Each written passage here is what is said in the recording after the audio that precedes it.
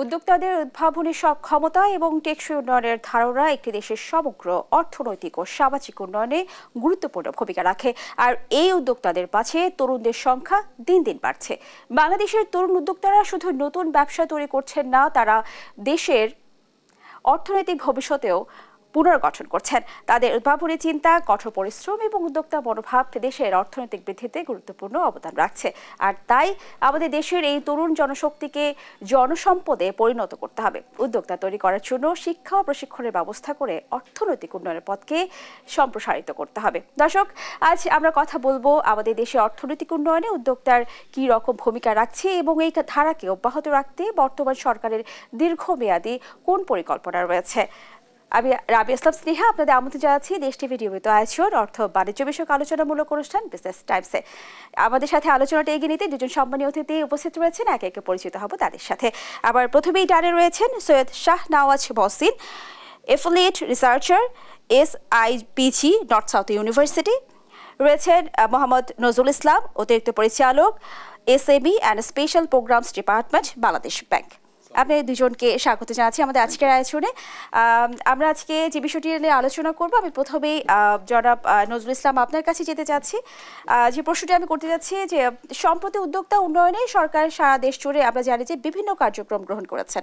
আমরা দেখেছি যে নতুন অর্থ বছরের বাজেটেও কিন্তু উদ্যোক্তাদের নিয়ে আলাদা একটি ফান্ডের কথা বলা হয়েছে এবং একটি সংখ্যা বলা হয়েছে যে সংখ্যার উদ্যোক্তাদেরকে নিয়ে তারা নতুন করে কাজ করছেন, যা বাংলাদেশে মানে সারা দেশেই বলা যায় একটি বেশ সাড়া ফেলেছে। আমার প্রশ্ন হচ্ছে যে আসলে এই পরিকল্পনার আওতায় কি কি রয়েছে এবং পরিকল্পনাটি আসলে কিভাবে বাস্তবায়িত হবে এবং কতটা কার্যকর? জি, থ্যাংক ইউ সো মাচ। প্রথমে হচ্ছে যে বাংলাদেশ সরকার একটা যুগান্তকারী পদক্ষেপ নিয়েছে উদ্যোক্তা উন্নয়নের মাধ্যমে, উদ্যোক্তা উন্নয়ন প্রোগ্রামের মাধ্যমে। এন্টারপ্রেনারশিপ ডেভেলপমেন্ট প্রোগ্রামের আওতায় বাংলাদেশ সরকার অর্থ বিভাগের আওতাধীন এই প্রজেক্টটা ACIP আগে নামে ছিল, আর এখন এটা হলো skills for industry competitiveness and innovation program. এই প্রোগ্রামটা হচ্ছে আমাদের প্রাথমিকভাবে 2025 থেকে 2027-এর মধ্যে 3000 উদ্যোক্তাকে প্রশিক্ষণের আওতায় নিয়ে আসা হয়েছে আর কি। তো সারা দেশে আমাদের PFI সংখ্যা ব্যাংক এবং আর্থিক প্রতিষ্ঠান এই প্রোগ্রামের আওতায় তারা PFI হিসেবে কাজ করবে এবং 28টা ব্যাংক রয়েছে এবং একটা NBFI রয়েছে। এই প্রোগ্রামের আওতায় আমরা 3 ধরনের প্রশিক্ষণের আওতায় নিয়ে আসি: pre training, during the training এবং পোস্ট ট্রেনিং আওতায়। তো প্রি ট্রেনিংয়ের আওতায় আমরা উদ্যোক্তাদের বাছাই করে থাকি এবং উদ্যোক্তারা তাদের প্রাথমিক অ্যাওয়ারনেস আমরা তৈরি করি এবং তাদেরকে কীভাবে এনগেজ করতে হয় তাদেরকে আমরা ইন্সপায়ার করি to take part in the training programme. Then তাদেরকে সিলেকশন করা হয় এবং এই সিলেকশন প্রক্রিয়ার সাথে আমাদের একটা সিলেকশন কমিটি রয়েছে। সেই কমিটি একটা পুল থেকে সিলেকশন করা হয়, 25 জন উদ্যোক্তাকে সিলেকশন করা হয় এবং 25 জন উদ্যোক্তাকে 1 মাস ব্যাপী 20 কর্মদিবসে তাদেরকে প্রশিক্ষণ দেওয়া হয় এবং প্রশিক্ষণ শেষে তাদেরকে আমরা ফাইন্যান্স করে থাকি, ব্যাংকগুলো ফাইন্যান্স করে থাকে। আচ্ছা, ফাইন্যান্সের যে প্রক্রিয়াটা এটা যদি একটু আমাদের ক্লিয়ার করে বলতেন, কারণ আমরা দেখতে পাচ্ছি যে তরুণ প্রজন্মের জন্য যারা নতুন উদ্যোক্তা হতে যাচ্ছে প্রাথমিক পুঁজিটা তাদের জন্য একটি বড় চ্যালেঞ্জ। তারা কিভাবে সহজ শর্তে সহজভাবে সেই পুঁজি সংগ্রহ করতে পারে বা ঋণের আওতায় আসতে পারে? জি, প্রশিক্ষণ দেওয়া হয় মূলত হচ্ছে যে তাদেরকে আসলে ক্যাপাসিটি ডেভেলপ করা, যে তাদেরকে কিভাবে ফান্ড হ্যান্ডেল করবে, তারা কিভাবে বিজনেসে কখন তাদের ফাইন্যান্স দরকার, এই বিষয়গুলো মূলত তাদেরকে প্রশিক্ষণের মাধ্যমে তাদেরকে প্রশিক্ষিত করে তাদেরকে দক্ষ করে তোলা হয়। দেন তারপরে হচ্ছে যে তাদের যে যোগ্যতা নিরূপণ করে তাদেরকে ফাইন্যান্স দেওয়া হয়। এক্ষেত্রে দেখা যাচ্ছে যে মূল যে যোগ্যতা আমাদের দেখা যাচ্ছে অনেকে আইডিয়া থাকে কিন্তু তারা এক্সিকিউশন লেভেলে যেতে পারে না। সো এই প্রশিক্ষণের মাধ্যমে অনেকেই দেখা যাচ্ছে যে প্রাথমিক ধারণা থেকে তারা এক্সিকিউশনে যেতে পারে। সো এক্সিকিউশনে যখন যাই তখনই হচ্ছে আমাদের আর্থিক প্রতিষ্ঠান যারা আছে, ব্যাংক এবং আর্থিক প্রতিষ্ঠান, তাদেরকে ফাইন্যান্স করতে সুবিধা হয়। সো এক্ষেত্রে দেখা যাচ্ছে যে তাদের আদার ইস্যুগুলো দেখা হয় যে সে আসলে শুরু করেছে কিনা। অনেকে হচ্ছে যে দেখা যায় আইডিয়া লেভেলে আছে, সো আইডিয়া লেভেলে থাকলে আসলে তাদেরকে ফান্ডিং করাটা একটু ডিফিকাল্ট হয়ে যায়। সো তাদেরকে একটা দেখা হয় যে আসলে তারা তাদের নিজস্ব ফান্ড থেকে, অর্থাৎ ফ্যামিলি বা তার রিলেটিভের মধ্য থেকে তারা কিছু ফান্ড সেখানে ইনভেস্ট করেছে কিনা, এইটা আমরা দেখে থাকি এবং এটা ব্যাংকও দেখে থাকে। তারপরে দেন হচ্ছে তাদের এলিজিবিলিটি ক্রাইটেরিয়া ফিক্স আপ করে তার যে আইডিয়ার উপরে আমরা ব্যাংক ফাইন্যান্স করে থাকে।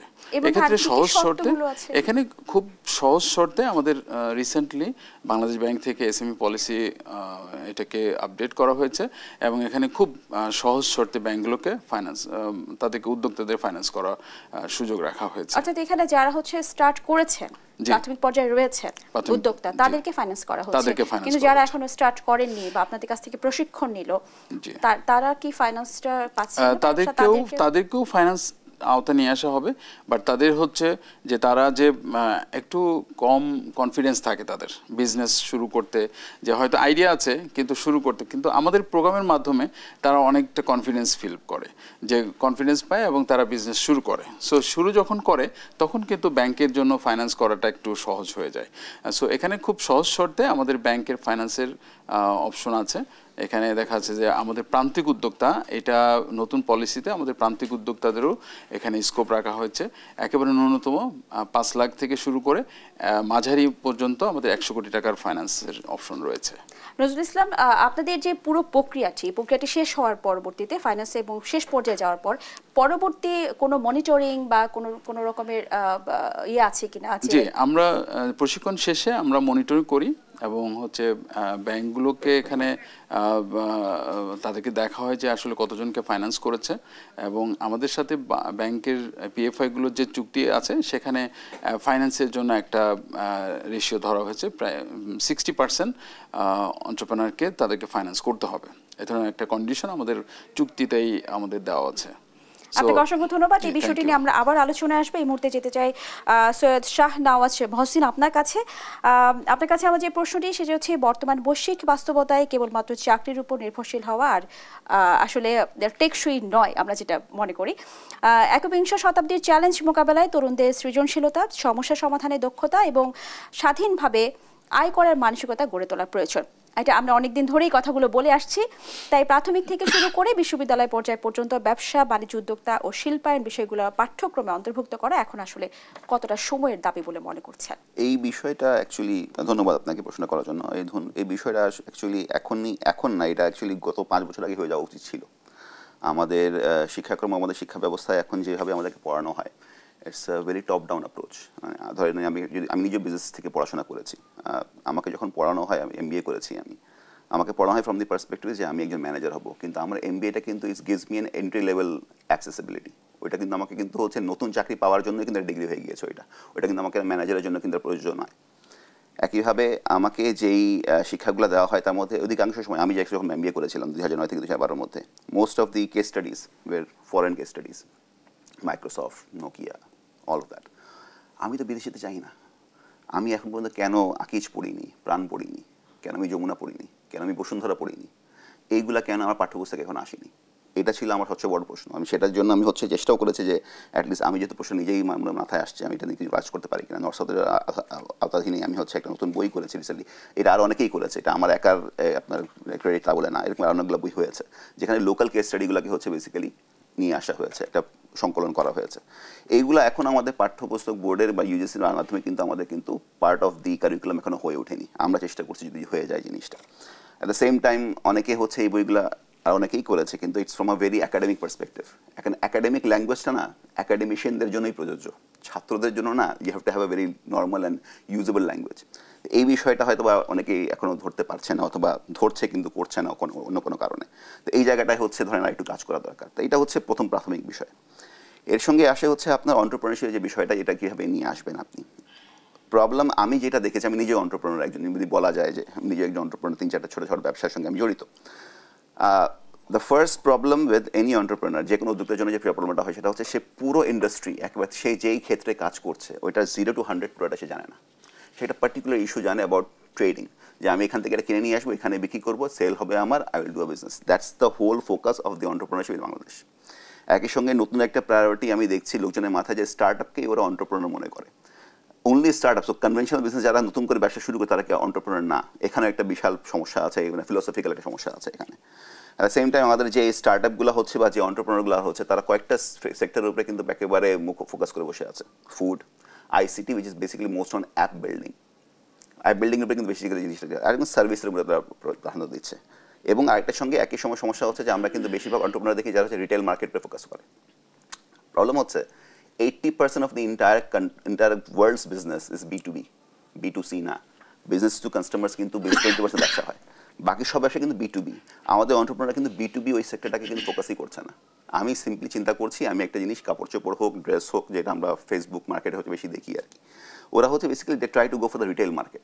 রিটেল মার্কেটে কিন্তু একটা ফ্লাকচুয়েশন থাকে, এটা based on economic situation, political situation, fluctuation হয়।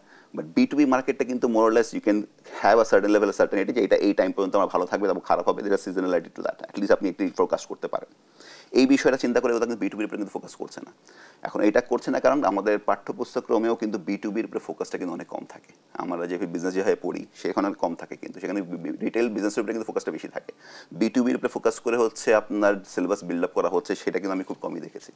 একই সঙ্গে স্পেসিফিক ইন্ডাস্ট্রির উপরে, এবং আমাদের RMG-র জন্য জাস্ট RMG-র ফুল ইন্ডাস্ট্রিয়াল সাইকেলটা এইটা বোঝানোর মতো কোনো জায়গায় আমি আসলে দেখিনি যে পুরো জিনিস শেখানো হচ্ছে কাউকে, যে how does the RMG work, তুমি ফাইন্যান্সিং কীভাবে পাবা, তোমাকে ব্যাংক ফাইন্যান্সিং কেন দিবে, তুমি কোথা থেকে শুরু করবা, তুমি কেন ইউরোপিয়ান মার্কেটে অ্যাক্সেস চেষ্টা করবা, তুমি কেন আফ্রিকান মার্কেটে চেষ্টা করবা না, কেন তুমি সেন্ট্রাল এশিয়াতে চেষ্টা করবা না, এই পুরো প্রপার R&D নেই বলছেন।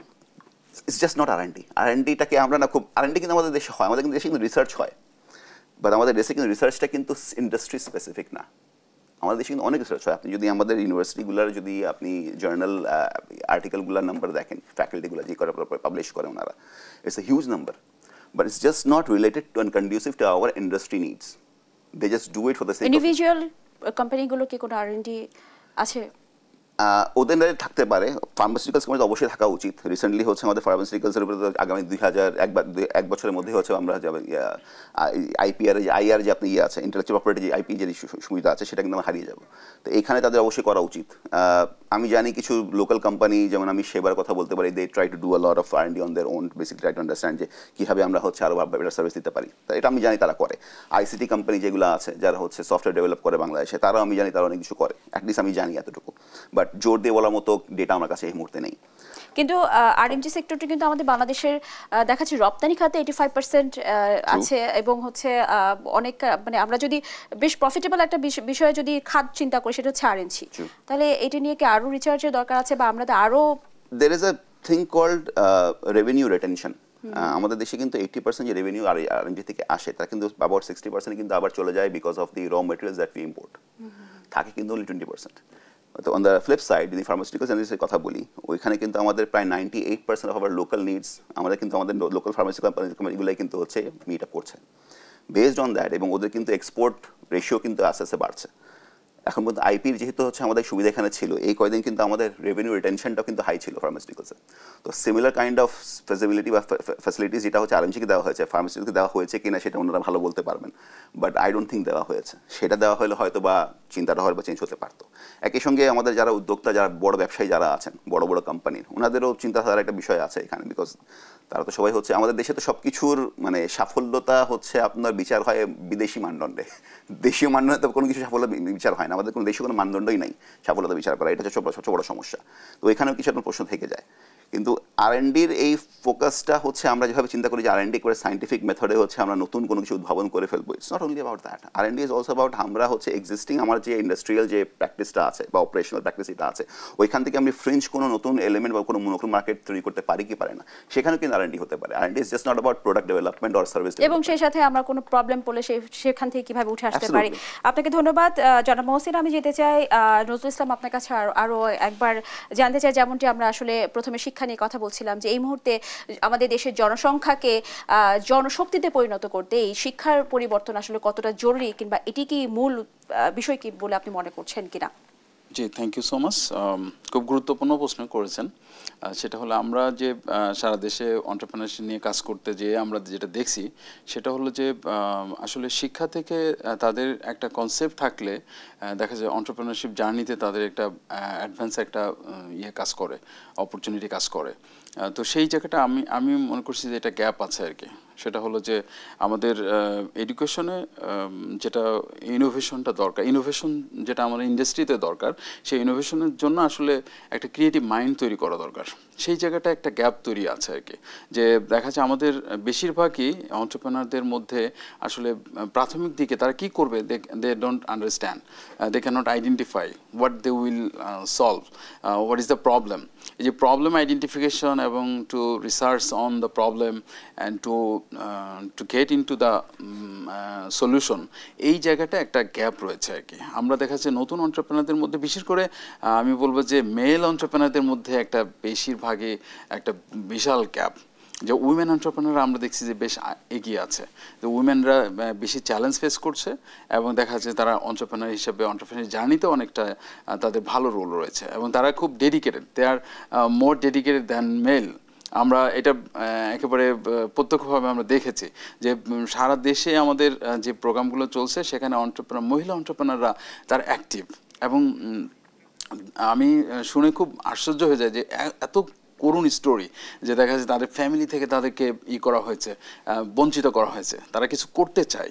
এই যে করার মধ্যে যে একটা বাসনা রয়েছে, সেই বাসনা মানে তারা মানে মনে হয় যে তাদের ড্রিমটা এত বেশি যে মেলরা কিন্তু এইটা থেকে একটু কেন জানি আমরা দেখতেছি একটু ডাইভার্সিফাইড, অর্থাৎ মেলদের মধ্যে একটু সোশ্যাল বিভিন্ন ধরনের ক্যাওটিক যে চিন্তা চেতনাগুলো, এইগুলো তাদেরকে ইনফ্লুয়েন্স করছে। ইনফ্লুয়েন্স করার কারণে আসলে তারা প্রবলেমগুলো ধরতে পারছে না, এবং সেই প্রবলেমের কারণে, প্রবলেম ধরতে না পারার কারণে তারা উদ্যোগ নিতে পারছে না। তো এই জায়গাটায় যে গ্যাপটা রয়েছে ডিউ টু এডুকেশনাল যে গ্যাপটা, এডুকেশনের মধ্যে যদি আমরা ইনভেল করতে পারি ক্রিয়েটিভ থিঙ্কিং, তাহলে দেন হচ্ছে যে মেল এবং ফিমেল, ইররেসপেক্টিভ অফ মেল এবং female, they can actually think over the problem, এবং সেইভাবে they can become entrepreneur even.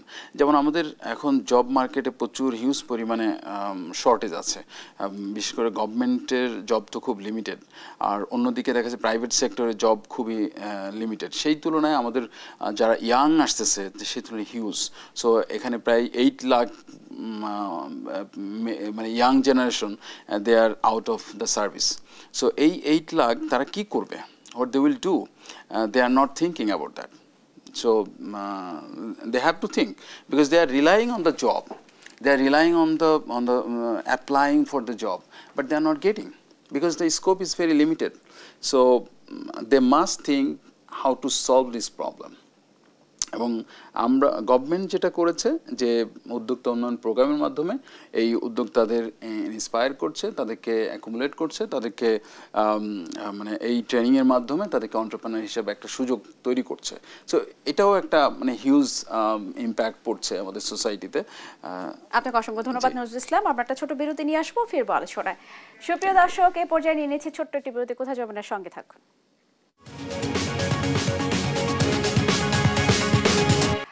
সুপ্রিয় দর্শক, আবার আমন্ত্রণ জানাচ্ছি দেশ টিভি নিয়মিত আয়োজন বিজনেস টাইমসে। আমরা আবার আলোচনায় ফিরবো। আমি এই মুহূর্তে আরও একবার যেতে চাই নজরুল ইসলাম আপনার কাছ থেকে শেষ করেছিলাম।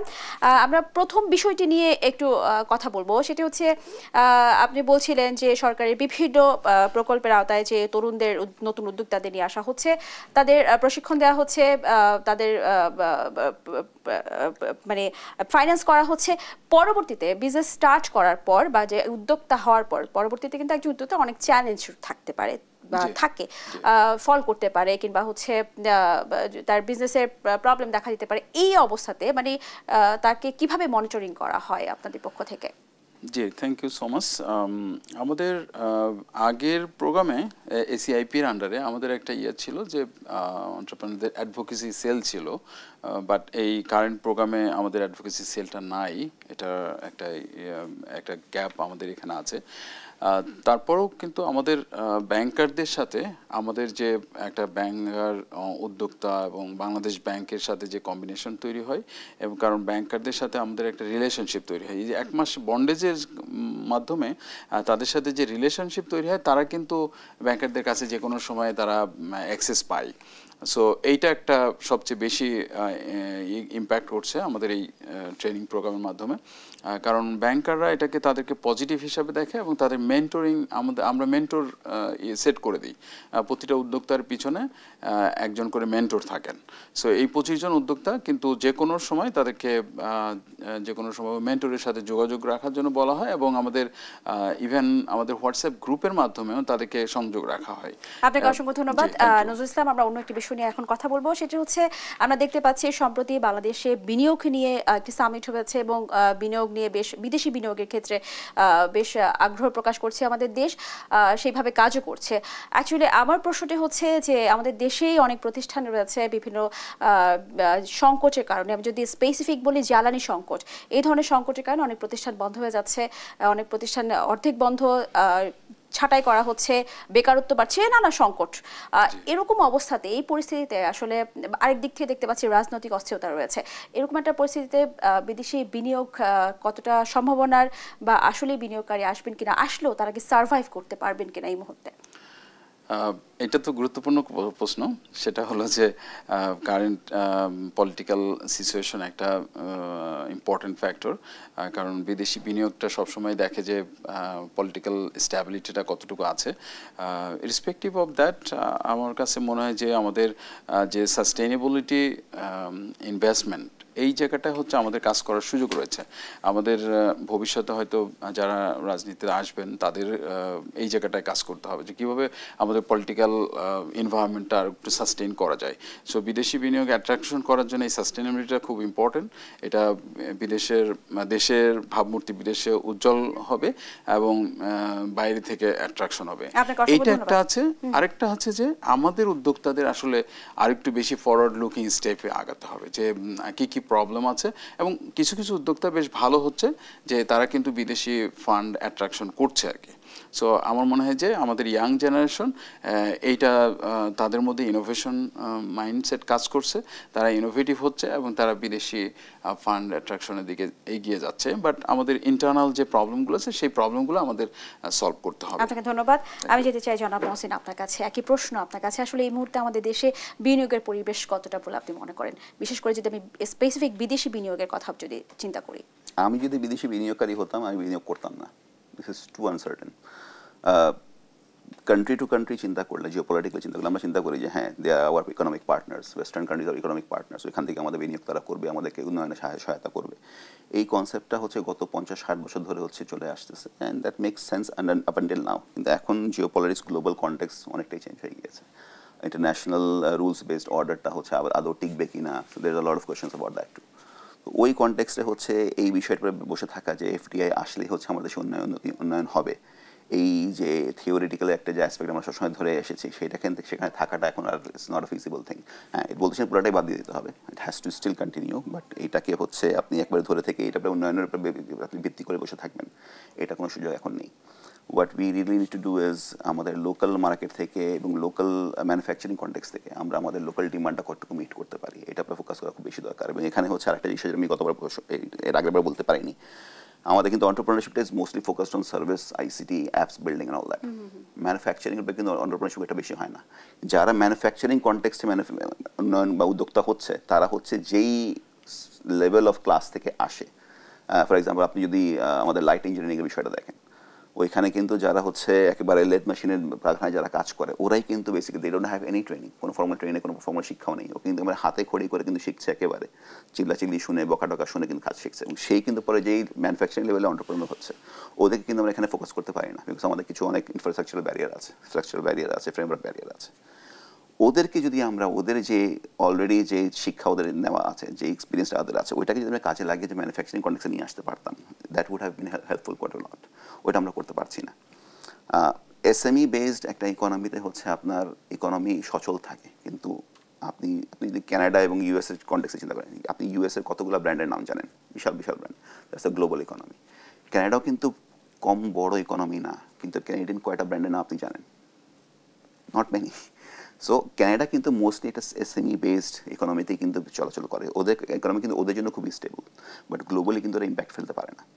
আমরাও যদি ধরেন এখন যদি কোনো একটা পার্টিকুলার বিদেশি কোনো দেশের হচ্ছে যদি মডেলটাকে আমরা ধরে নিতে চাই, যদি আমরা চায়নাকেই ধরতে চাই, কারণ আলটিমেটলি অনেকে বলছে চায়নাকে আমাদের যে it's more akin to our system, তো চায়না যদি কন্টেক্সে ধরি, ওদের কিন্তু প্রত্যেকটা বাসায় কিন্তু ছোটো ছোটো কুটির শিল্পের মধ্যে কিন্তু ওদের একটা ফ্যাক্টরির মধ্যে চলে, যেমন ওদের সেমিকন্ডাক্টর ইন্ডাস্ট্রি কিন্তু বাসায় বসে কিন্তু সেমিকন্ডাক্টর বানাচ্ছে ওরা। এই কন্টেক্সে আমরা এখনও যেতে পারিনি, এবং আমাদের যে ক্লাসিজম আছে আমাদের দেশের মধ্যে, মানে আমি এই ইউনিভার্সিটি থেকে পড়েছি আমি তো এই কাজ করবো না, আমি একটা থিসিস করেছি, আমার ইনশাল্লাহ থিসিসটা সামনে প্রকাশিত হবে ইনশাল্লাহ আমার মাস্টার্স অফ ডেভেলপমেন্ট স্টাডিজের জন্য। ওইখানে কিন্তু আমার মানে থিসিসটাই ছিল হচ্ছে কীভাবে হচ্ছে হায়ার এডুকেশন এবং ভোকেশনাল এডুকেশনকে একীভূত করা যায়। আমি যা পেয়েছি একীভূত করা খুবই ডিফিকাল্ট, কারণ আমাদের ইউনিভার্সিটি স্টুডেন্টরা হচ্ছে এমপ্লয়ি হতে চায়, তারা ওয়ার্কার হতে চায় না।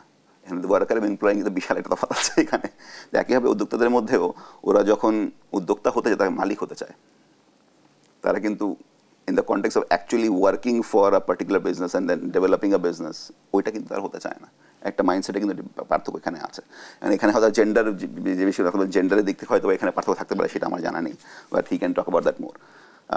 সো ওই জায়গাটায় হচ্ছে বিশাল একটা সমস্যা হচ্ছে, বিকজ যে ইন্ডাস্ট্রির পুরো 0 to 100 পুরো ইন্ডাস্ট্রি কীভাবে চলে এটাই কেউ জানে না, কেউ জানে না বেসিক্যালি। আমি কিন্তু আমি কাউকে যে উত্তর দেখেছি সেখানে পুরো ইন্ডাস্ট্রির কথা বলতে পারবে আমি একদম কমই দেখেছি।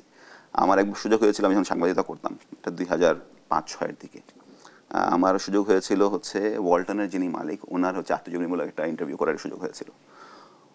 উনি তখন কিন্তু অলরেডি ওয়ালটন কিন্তু ইটস কোয়াইট বিগ, আরও বড় হয়েছে এখন, কিন্তু সেই সময় উনি যেহেতু মোটর সাইকেল নিয়ে কাজ শুরু করেছিলেন, উনি মোটর সাইকেল একবারে নখ দর্পণে ওনার সব কিছু, এটা করলে এটা হয়, এটার সাইজ এইটা, এটা সাইজ পুরাটা উনি জানতো, হি নিউ এভরিথিং।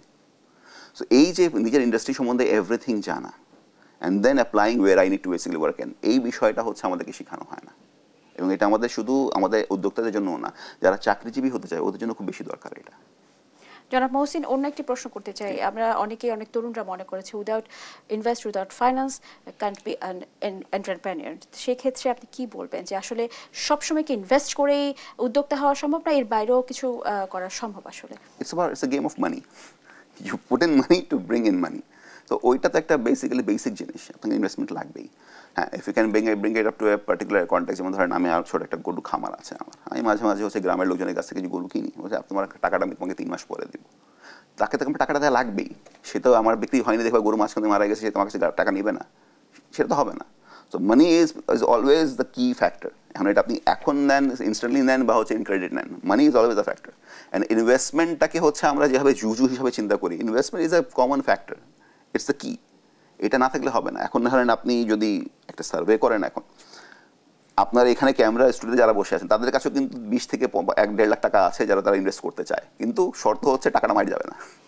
হ্যাঁ, সবার কাছে কিন্তু কিছু কিছু টাকা আছে, হ্যাঁ ঠিক আছে আমি ইনভেস্ট করবো, কিন্তু আমাকে 3 মাস পর 6 মাস পর এই টাকা ফেরত পেতে হবে। তারা কিন্তু সবাই রাজি। যার কাছে ইনভেস্ট করবে he or she has to be trustworthy. সে হচ্ছে টাকা নিয়ে পালিয়ে যাবে না, সে হচ্ছে কনফার্ম করবে হ্যাঁ আপনার টাকাটা আমি রিটার্ন দিব এবং এটার সঙ্গে আপনাকে এটা প্রফিটও দিব, এই বিষয়গুলো আপনি কনফার্ম করতে হবে। কারণ এই জায়গাটাই হচ্ছে যখন আমরা চলে আসি যে আমার কাছে টাকা আছে, আপনাকে যদি আপনার কাছে যদি বিনিয়োগ করতে চাই আমি, আপনি আমাকে কনফার্ম করে দিচ্ছেন না আপনি আমাকে রিটার্ন দিবেন কি দিবেন না, কিন্তু ব্যাংক তো দিবে, তাহলে ওই ব্যাংকে তার টাকা রাখছে। ব্যাংকের কাছে আপনি যখন যান, ব্যাংক আপনাকে যেভাবে হচ্ছে আবার money has to be return to the bank, তাই না? লোন নিলে তো আপনাকে টাকাটা ফেরত দেওয়া লাগবেই। তো ব্যাংকও তখন সেভাবেই কিন্তু আপনার স্ক্রুটিনি করে যে আসলেও তাকে টাকা দিলে সে টাকা ফেরত দিতে পারবে কি পারবে না। তারও তো এখানে বিজনেস কনটেক্সট, এই বিজনেস মডেল থেকে আমরা বের হতে পারছি না এবং পারবো না মনে হচ্ছে আমরা। সো এই বিষয়টা মানে এটাকে নিয়ে বেশি ঘাটাঘাটি করতে কিছু নাই। আপনাকে যেটা করতে হবে, if you can basically crowd ফান্ডিংয়ের যে বিষয়টা আছে সেটাকে যদি আরও রিলায়েবল করতে পারেন, যে ঠিক আছে you put in the money, এই যে এই খাতে আমরা হচ্ছে টাকাটা বিনিয়োগ করবো, you will get your return in this particular format, but এই টাকাটাই হচ্ছে যেখানে খাতটাই হচ্ছে আপনি ইনভেস্ট করা হচ্ছে সেখানে আ পুল অফ বিজনেসম্যান, আমি বলবো না গভর্নমেন্টকে এখানে পুরো দায়িত্ব নেওয়া উচিত। যেমন কথার কথা যদি বলি, আমরা যদি অ্যাপ বিল্ডিংয়ের কথাই বলি, যেটা অনেকে করতে চায় এখন, যেসব আইসিটি কোম্পানি বাংলাদেশে আছে, বেসিসের আন্ডারে হোক বা ই ক্যাবের আন্ডারে, যেখানে আন্ডারে হোক না কেন, ওদের নিয়ে একটা ইন্টেলেকচুয়াল এবং ইন্টেলেকচুয়াল পুল যদি আমরা ক্রিয়েট করি এবং তাদেরকে ইনসেন্টিভাইজ করতে হবে। তারা শুধু সে সময় কেন দিবে নিজের ব্যবসা ছেড়ে আরেকজনের ব্যবসা বিল্ড আপ করতে, সে সময় কেন দেবে? যে মেন্টরশিপের কথা উনি বলছেন, আই ডোন্ট নো ওয়েদার তারা কোনো ইন্টেনসিভ তাদেরকে দেন কি দেন না, but if someone is coming and monitoring my business to help me grow, I will be willing, ঠিক আছে আমার রেভিনিউর বা প্রফিটের 1% উইল গো টু হ্যাম। আপনি আমাকে যেহেতু গাইড করছেন, এরকম একটা পুলিং সিস্টেম যদি তৈরি করা যায়, this is an idea, it's a rough idea, এটাই যে হতে হবে কোনো কথা নেই, it could be other ideas two. তো এই জিনিসটা যে হতে হবে কোনো কথা নেই, কিন্তু এটা আপনাকে করতে হবে। আপনাকে এখন যারা অলরেডি এক্সিস্টিং ইন্ডাস্ট্রিতে যারা লিডারশিপ বা যারা ইনসাইডার আছে ওদেরকে যদি আপনি সঙ্গে না নিয়ে কাজটা করার চেষ্টা করেন, it's a private sector. Entrepreneurship is by default a private sector run industry, right?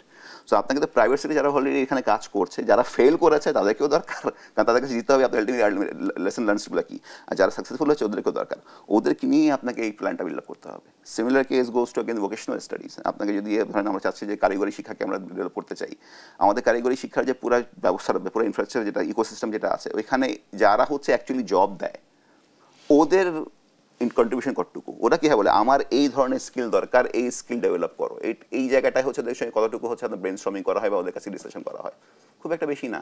কিন্তু আলটিমেট তখন এই জন্যই তো তারা বলে আমি কিন্তু লোক পাই না, এই কারিগরি শিক্ষার ব্যবস্থা বা এই স্কিল ডেভেলপমেন্ট লোক আমি পাই না। কেন পাচ্ছে না? কারণ সে তার কাছ থেকে জিজ্ঞেসই করা হচ্ছে না যে আগামী 6 মাসে আপনাকে কোন ধরনের স্কিলস দরকার, কোন লেভেলের দরকার, এই বিষয়ে তাকে জিজ্ঞেসই করা হয় না।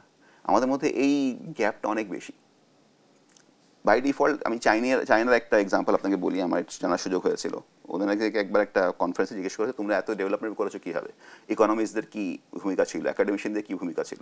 চাইনা বলেছিল আমরা একাডেমিশিয়ান এবং ইকোনমিস্টদেরকে দূরে রাখি, আমরা কেবলমাত্র সায়েন্টিস্ট এবং বিজনেসম্যানদেরকে নিয়ে আমাদের প্ল্যানিংটা করি। কারণটা হচ্ছে ইকোনমিস্ট সবসময় স্কারসিটি নিয়ে কাজ করে, স্কারসিটি নিয়ে যেহেতু কাজ করে তার মাথায় কখনো আসে না ইটস এন অপরচুনিটি। আর academicians mostly don't create wealth, they get money and they do research. তারা কিন্তু ওয়েলথ ক্রিয়েশনের কাজ কিন্তু করে না, বাট সায়েন্টিস্ট কিন্তু লুক ফর অপরচুনিটিস। এখান থেকে চায়নাতে কিন্তু একাডেমিক লেভেল থেকেই তাদেরকে মানে জনগণকে জনশক্তিতে পরিণত করার একটি বিষয় থাকে। এক্স্যাক্টলি, এই কারণেই থাকে, কারণ বিকজ তাদের এই প্ল্যানিংটা হয়েছে from scientist and businessman, not from academicians. ধন্যবাদ। আপনার কাছে আরো একবার আসবো। আমি যেতে চাই নজরুল ইসলাম আপনার কাছে ভিন্ন একটি প্রশ্ন, সেটা হচ্ছে আমরা এতক্ষণ সরকারি বিভিন্ন নীতির বিষয় নিয়ে কথা বলছিলাম, সুবিধাগুলো শুনছিলাম, কিন্তু অনেক সময় বলা হয় সরকারি নীতিতে উদ্যোক্তার সহায়তা যেমন সহজ, ঋণ ও প্রশিক্ষণ থাকলেও বাস্তবায়নে রয়েছে ঘাটতি। আসলে ঘাটতিটি কোথায়? জি, ডেফিনেটলি কিছু পলিসি লেভেল থেকে শুরু করে এক্সিকিউশন লেভেলে বিভিন্ন চ্যানেল আছে। সো এই চ্যানেলের মধ্যে একটা কমিউনিকেশন একটা গ্যাপ থাকে আর কি।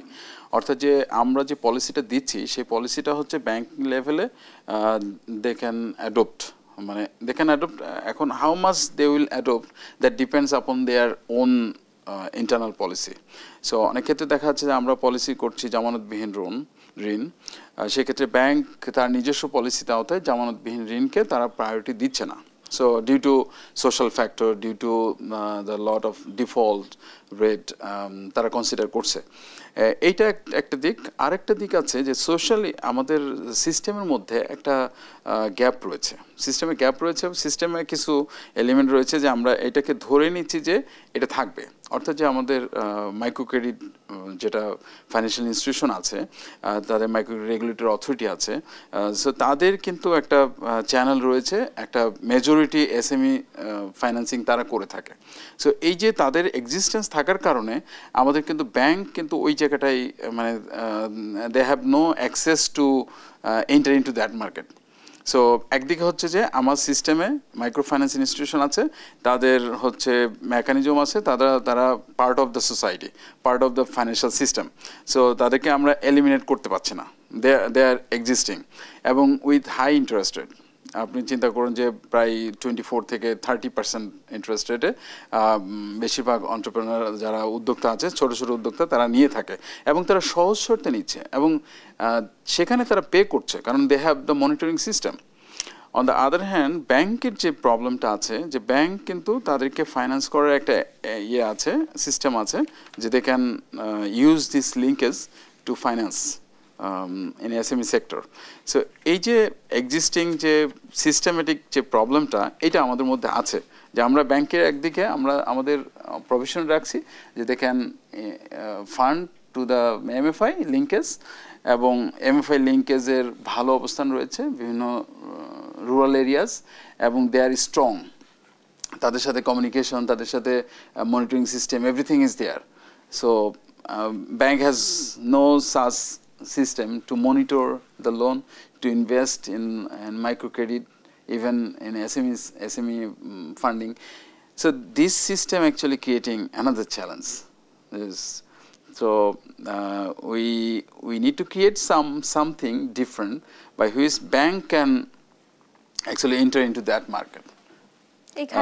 এটা দুইটা ব্যাংকের আছে, সেটা আমি রিসেন্টলি জেনেছি। যেটা হচ্ছে একটা হচ্ছে ইসলামী ব্যাংক আরডিএফ ফান্ড, আরডিএফ তাদের একটা মেকানিজম রয়েছে, তারা হচ্ছে আর একটা হচ্ছে আল রাফা ইসলামী ব্যাংকের। এই দুইটা ব্যাংকের একটা মেকানিজম রয়েছে যে they can fund to the micro credit customers. নতুন বাজেটে আমরা জানতে পেরেছি যে একটি আলাদা ফান্ড করা হয়েছে নতুন উদ্যোক্তাদের জন্য। এই ফান্ডটি আসলে কত টাকা করা হয়েছে বা হচ্ছে পরিমাণটা কি বা এর ডিস্ট্রিবিউশনটা আসলে কিভাবে করার পরিকল্পনা রয়েছে? আমি ডিটেলসটা যেহেতু গভর্নমেন্টের এটা নতুন বাজেট অ্যালোকেশন, আমি যতদূর জেনেছি যে 100 কোটি টাকার ফান্ড ক্রিয়েট করা হয়েছে। এবং যেহেতু বাংলাদেশ ব্যাংকে নিজস্ব ফান্ড নিয়ে চলে, বাট গভর্নমেন্ট এটা গভর্নমেন্টের ওন যদি কোনো অর্গানাইজেশন দিয়ে কাজ করতে পারে, এটার সম্পর্কে আমার ডিটেলস জানা নাই, প্ল্যানিংটা জানা নাই। দেন আমি হয়তো এটার বিষয়ে আর বেশি আমার কাছে নলেজে নাই। এটা হয়তো গভর্নমেন্টের একটা প্ল্যান আছে যে how they will implement the fund. আমাদের যেটা ফান্ড রয়েছে সেটা হলো যে গভর্নমেন্টের অর্থ মন্ত্রণালয়ের ফান্ড, এবং এটা এই প্রজেক্টের আন্ডারে বাংলাদেশ ব্যাংক এই প্রোগ্রামটা চালু রাখছে, যে উদ্যোক্তা উন্নয়ন প্রোগ্রামের মাধ্যমে। আপনাকে অসংখ্য ধন্যবাদ। সুপ্রিয় দর্শক, এই পর্যায়ে নিয়ে নিচ্ছি আরও একটি বিরতি। কোথাও যাবেন না, সঙ্গে থাকো।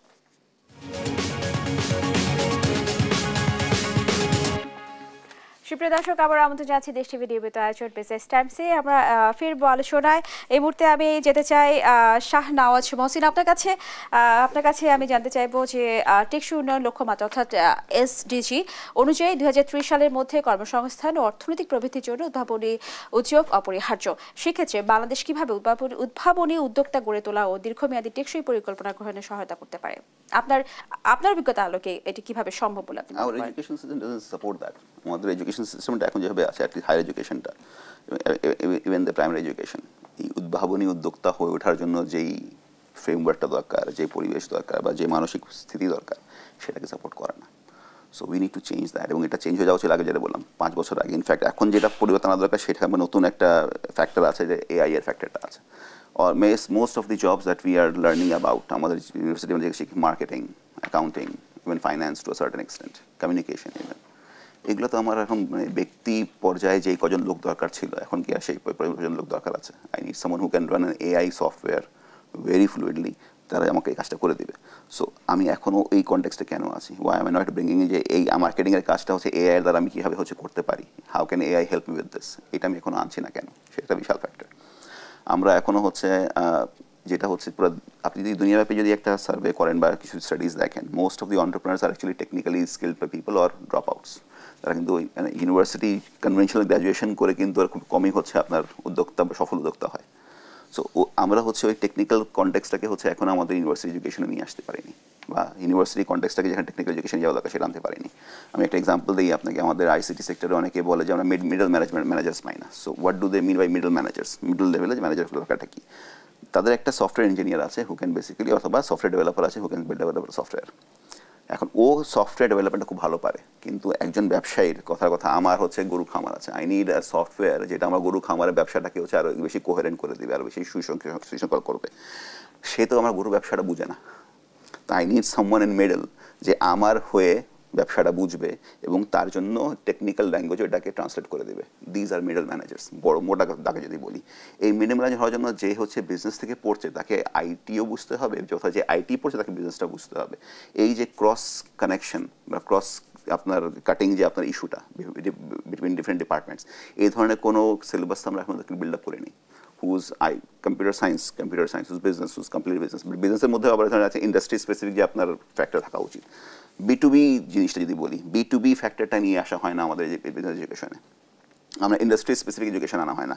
আমাদের দেশে যেই ইন্ডাস্ট্রিগুলো প্রমিনেন্ট, RMG, ফার্মাসিউটিক্যাল, এইটার জন্য আমাকে মার্কেটিং কীভাবে করতে হবে, এটার জন্য আমাকে অ্যাকাউন্টিং সিস্টেমটা কীভাবে মেনটেন করতে হবে, এটার জন্য আমাকে ফাইন্যান্স সিস্টেম কীভাবে মেনটেন করতে হবে, এটার জন্য আমাকে ইন্টারন্যাশনাল বিজনেসের কনটেক্সটটা কোনটা জানতে হবে। এভাবে কি আমাকে ইন্ডাস্ট্রি স্পেসিফিক পড়ানো হয় না আমাদেরকে। That's a problem. আমাদেরকে যেটা পড়া হয়, it's a very generalised education দেওয়া হয় যাতে we can actually apply everywhere. And আপনি যদি এখন জবের কনটেক্সটে আসছি না, উদ্যোক্তায় থাকছি না আমি, কিন্তু এই দুইটাই আমার কাছে গুরুত্বপূর্ণ। বিকজ ইভেনচুয়ালি আমার তো স্টুডেন্টগুলোকে কোনো জায়গায় কাজে লাগাতে হবে। They have to work and earn money and then keep the economy rolling. এই জায়গাটায় যদি হচ্ছে ওদেরকে আমরা এভাবে বিল্ড আপ না করি যেখানে ইন্ডাস্ট্রিজ উড থিঙ্ক যে একে দিয়ে আমার কাজটা হবে, I needs people like hem or people like her, তাহলে আলটিমেটলি এই জিনিসটা আমি বিল্ড আপ করতে পারবো না। যে কারণে আজ পর্যন্ত আমাদের দেশে হচ্ছে ইন্টার্নশিপের কনটেক্সটাই হচ্ছে এখন আমরা ফর্মালাইজ করতে পারিনি। ইন্টার্নশিপ হচ্ছে অর্গানাইজেশনগুলো কেন দিবে ছাত্রদেরকে, it's a burden on them, তারা তো জব রেডি না। আলটিমেটলি 4 বছর পড়াশোনা করে তাকে এসে আবার তাকে শিখাইতেই হয়। যে এটাই হয়তো ইন্টার্নশিপ করার জন্য তাকে সে এই যে ইনভেস্টমেন্টটা, তাকে যে টাকা দিয়ে বা তাকে একটা লোক দিয়ে তাকে যে শিখাবে, সে কেন করবে এই জিনিসটা? এই জিনিসটা আমরা বিল্ড আপ করতে পারিনি এখন। আমরা এখনও হচ্ছে এই জায়গাটা আসতে পারি না যে ঠিক আছে being a working on the factory floor, manufacturing factory ফ্লোরে কাজ করাটাও হচ্ছে ইজ আ জব, এখান থেকে you can basically rise up to a ম্যানেজারের লেভেল। এই জায়গাটা আমরা এখন আসতে পারিনি, এবং এই জায়গাটা আমরা এখন এতটাই দেরি করে ফেলেছি যে আমাদের পুরো গ্লোবাল কনটেক্সটে এবং আমাদের লোকাল কনটেক্সটেও জবের মার্কেটে কিন্তু শ্রিঙ্ক হচ্ছে খুবই দ্রুত হারে। কয়েকদিন আগে জবলেস গ্রোথের একটা রিপোর্ট আসছিল, সেটা আমরা দেখেছি। আপনি যদি এভাবে চিন্তা করেন যে আমাদের দেশের মধ্যে সবচেয়ে মানে একেবারে সুন্দরভাবে সুশৃঙ্খল যে হিউম্যান রিসোর্স ম্যানেজমেন্টের যে ইন্ডাস্ট্রিটা, সেটা হচ্ছে ব্যাঙ্কিং ইন্ডাস্ট্রি, কারণ এটা বাংলাদেশ ব্যাংকের মাধ্যমে কিন্তু মেনটেন করা হয়। বাংলাদেশ ব্যাংকের মাধ্যমে মেনটেন করা হলেও আপনি এইচআর কনটেক্সটে চিন্তা করেন, ওদের জায়গায় কিন্তু শ্রিঙ্ক হয়ে আসছে। All of the banks are going for অ্যাপে যাওয়া মানে কিন্তু তারা হচ্ছে লোকবল কমাতে চাচ্ছে, তারা কিন্তু কিছু কাজ হচ্ছে আরেকজনকে দিতে চাচ্ছে। এখন অনেকে বলবে হয়তো আরও অনেক কাজ তাদের করাতে পারে, ওইটা করাতে পারলে হবেটা কি, যারা এখন হচ্ছে সকালে 10টার সময় ব্যাংকে ঢুকে এবং 9টার সময় বের হয়, তাদের কাজটা কমে গিয়ে they will actually get out at 5, এটা হবে। কিন্তু ব্যাংক তো জানে এই লোককে দিয়ে আমাকে 10 ঘন্টা 12 ঘন্টা কাজ করাতে পারছি, তো সেই কাজটা কেন করাবে? সে আরেকটা নতুন লোক নিয়ে তার কাজ কমিয়ে সে নিজের কষ্টটা কেন বাড়াবে? কমপ্লিটলি মানে র বিজনেস কনটেক্সটে চিন্তা করেন আপনি। এখন কিন্তু ব্যাংকাররা হচ্ছে 10টার সময় বাসায় ব্যাংকে ঢুকে তারা কিন্তু রাত 8টা 8:30 বের হয়। They are not suppose to do that, তাদের 8 ঘন্টাই কাজ করার কথা, কিন্তু সে তো 10 ঘন্টা 12 ঘন্টা কাজ করছে। ব্যাংকের মালিকরা এটা জানে, তার কাজটা সে কমিয়ে নিজের কষ্টটা সে কেন বাড়াবে? এবং সেখানে এবং এজেন্ট ব্যাংকিংয়ের কনটেক্সট কিন্তু শুরু হয়ে গিয়েছে। এখন কিন্তু নতুন ব্রাঞ্চ খোলার দরকার নেই, এজেন্ট ব্যাংকিং দিয়ে কিন্তু আপনি কাজটা করতে পারছেন। তাহলে কিন্তু এমপ্লয়মেন্ট কিন্তু আরও স্ট্রেংথ হচ্ছে, এবং অনেক জায়গাতে লে অফ হচ্ছেই, আমাদের পলিটিক্যাল কারণে হোক, ইকোনমিক কারণে হোক, অনেকগুলো ফ্যাক্টরি বন্ধ হয়ে আছে, আরএমজি টেক্সটাইল ফ্যাক্টরি, এটা আমরা শুনতেছি। সো আমাদের জব মার্কেটের পুরো যে ইকোসিস্টেম, সেটা কিন্তু কমপ্লিটলি কিন্তু গুবলেট বাকি যাচ্ছে এখন। এক্স্যাক্টলি এরপরে আমরা কোথায় গিয়ে দাঁড়াবো, কীভাবে দাঁড়াবে, সেটা কিন্তু জানার কোনো উপায় নেই। তো এই জায়গাটায় এই কনটেক্সটগুলো চিন্তা করে যদি আমরা হচ্ছে নতুন এডুকেশন সিস্টেমটা বিল্ড আপ না করি, which actually does not think about top down but bottom up approach, যে আলটিমেটলি ডিগ্রি নিয়ে তুমি এন্ট্রি লেভেলে কিন্তু তুমি জয়েন করো। আপনি যদি এখন যতগুলো জব পোর্টাল বাংলাদেশে আছে, সেখানে যদি যান, কয়টা এন্ট্রি লেভেল জব দেখবেন? একটাও নেই। আমি অ্যাটলিস্ট গতকালকে দেখে আসছি, একটা এন্ট্রি লেভেল যে এখানে freshers R allowed to apply, এটা নেই কিন্তু। এই জায়গাটায় আপনি যখন কাজ করতে পারছেন না, উদ্যোক্তা তৈরি করার বিষয়ে কিন্তু আপনাকে সিমিলার কনটেক্সটেই কাজ করতে হবে। If he or she does not know everything, তাহলে কিভাবে হবে? যারা পৌঁছে আমি যেতে চাই নজরুল ইসলাম আপনার কাছে আরো একবার আবার শেষ একটি প্রশ্ন ছোট্ট পরিসরে জানবো, সেটা হচ্ছে আমরা দেখতে পাই যে বিভিন্ন সময় বিভিন্ন স্পেসিফিক জবের ক্ষেত্রে, যেমন আমি যদি পুলিশের ক্ষেত্রে বলি, তাদের জন্য স্পেসিফিক কিছু ব্যাংক রয়েছে তাদের সুযোগ সুবিধার জন্য, বিভিন্ন কাজের জন্য। এরকম বেশ কিছু জব বা আওতায় ব্যাংক, যেমন প্রবাসী, তাদের জন্য আলাদা একটি ব্যাংকের ব্যবস্থা রয়েছে। নতুন উদ্যোক্তারা যারা হচ্ছে প্রশিক্ষণের কথা বলছেন, প্রশিক্ষণ নিল, নতুন স্টার্ট আপ শুরু করবে তারা, তখন বিভিন্ন ব্যাংকে দৌড়াদৌড়ি করতে হয় ফাইন্যান্সের জন্য। তাদের জন্য কি নির্দিষ্ট এমন কোনো ব্যাংক রয়েছে যদি শুধু এই নতুন উদ্যোক্তা এসএমই খাতকে ফাইন্যান্স করার জন্য? জি, থ্যাংক ইউ সো মাচ। আমাদের বাংলাদেশ ব্যাংকের পক্ষ থেকে যেটা হচ্ছে যে আমরা এসএমই ফোকাস করেছি, আমরা এসএমই ঋণটাকে আরও একটু এনহ্যান্স করার জন্য নতুন পলিসি হয়েছে। সম্প্রতি এপ্রিল মাসে আমাদের একটা পলিসি হয়েছে। সেক্ষেত্রে আমাদের একটা টার্গেট দেওয়া হয়েছে ব্যাংকগুলোকে, সবগুলো ব্যাংকই অ্যাটলিস্ট তাদের পোর্টফোলিওর টোটাল লোনস অ্যান্ড আউট পোর্টফোলিওর 25% হলো ডিসেম্বর 25-এর মধ্যে 25% উন্নীত করতে হবে। এখানে প্রত্যেকটা ব্যাংকই কিন্তু এই টার্গেটটা ফুলফিল করার ব্যাপারে আমাদের বাধ্যবাধকতা রয়েছে, এবং এই টার্গেটটা হচ্ছে আগামী 29 সালের মধ্যে 2029 সালের মধ্যে এটা 27% তাদেরকে বৃদ্ধি করতে হবে, 27%। সো এখানে আমাদের বাংলাদেশ ব্যাংকের পক্ষ থেকে আমরা সকল ব্যাংকের প্রতি আমাদের এসএমই উদ্যোক্তাদের ফাইন্যান্স করার ব্যাপারে আমরা পলিসি দিয়েছি, এবং এক্ষেত্রে সকল ব্যাংকই তারা তাদের মতন, কোনো ব্যাংক আছে তাদের এই পার্সেন্টেজটা অনেক বেশি আছে, অর্থাৎ অলরেডি তারা অ্যাচিভ করেছে, এরকম ব্যাংকও আছে। ফর এক্সাম্পল ব্র্যাক ব্যাংক, তারপরে হচ্ছে আমাদের ইসলামী ব্যাংক, অনেক ব্যাংকে আছে তারা এই টার্গেটটা অলরেডি অ্যাচিভ করেছে। আপনাকে ধন্যবাদ নজরুল ইসলাম। শেষ একটি প্রশ্ন আপনার কাছে, সেটা হচ্ছে আমরা দেখতে পাচ্ছি অনেক দেশ টেকসই উদ্যোক্তা বিকাশে গ্রিন ফাইন্যান্সিং বা হচ্ছে পরিবেশ বান্ধব বিনিয়োগের উপর গুরুত্ব দিচ্ছে। বাংলাদেশ সবুজ প্রকল্পে ব্যাংক ও আর্থিক প্রতিষ্ঠানের উৎসাহ বাড়ছে। সেক্ষেত্রে এই যে সবুজ পরিবেশ বান্ধব বিনিয়োগের কথা বলা হচ্ছে বা সবুজ প্রকল্পের কথা বলা হচ্ছে, এক্ষেত্রে এই উদ্যোগ কিভাবে নতুন উদ্যোক্তাদের জন্য সুযোগ তৈরি করতে পারে বলে আপনি মনে করেন?